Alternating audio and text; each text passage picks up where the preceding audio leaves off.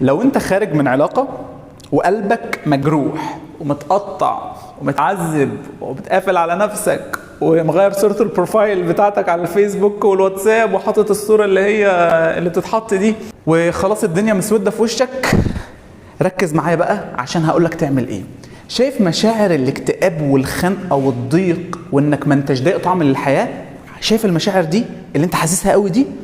عيش المشاعر دي، ما تهربش منها. المشاعر دي هي التطهير اللي بيحصل للقلب من التعلق اللي انت تعلقته بالشخص. لازم يحصل الألم ده، وكل ما الألم يشتد اعرف انه خلاص يعني ويبلغ ذروته، اعرف انه خلاص قرب وهينزل. هي كل حاجة في الحياة كده، كل ما ترتفع قوي قوي قوي على طول بتنزل. فركز بقى معايا. الحياة كده كل حاجة تتعلق بيها تلاقي قلبك بيتعذب بيها، فبتاخد فترة نقاهة عشان يرجع تاني القلب زي ما كان. اوعى تهرب من مشاعرك، اوعى تخرج مع اصحابك وتروح سينما ومش عارف ايه، انت كده بتركن المشاعر دي على جنب، خد بالك هترجع لك تاني وهتنفجر فيك.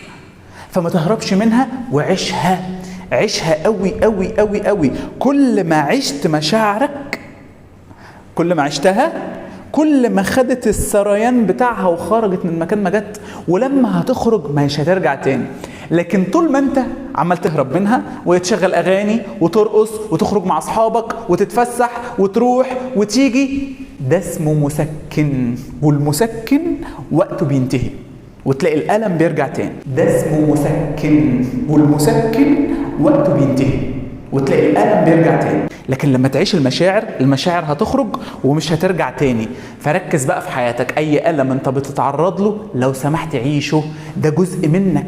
مشاعرك هي بتاعتك، هي جزء منك، سواء مشاعر فرحة أو مشاعر حزن. اشمعنى مشاعر الفرحة بتبقى خلاص بتموت عليها وبتعيشها قوي؟ شوف لما يجي حد يكون فرحان في خطوبته ولا فرحه، شوف بيرقص ازاي وبيبقى عايش مشاعره قوي ازاي. دي مشاعر الفرحة. مشاعر الحزن كذلك، عيشها زي ما انت بتقعد ترقص، عيش الفرحة وعيش الاكتئاب والخنقة وتخنق وتضايق واقفل على نفسك. عيش المشاعر دي، والله ايام بسيطة وهتلاقي القلب بدأ يتعافى، وانت كمان بدأت ترجع لحياتك عادي جدا جدا، وهتلاقي فترة النقاهة عدت، وان شاء الله هترجع تكمل حياتك تاني بعد كده بكل سهولة.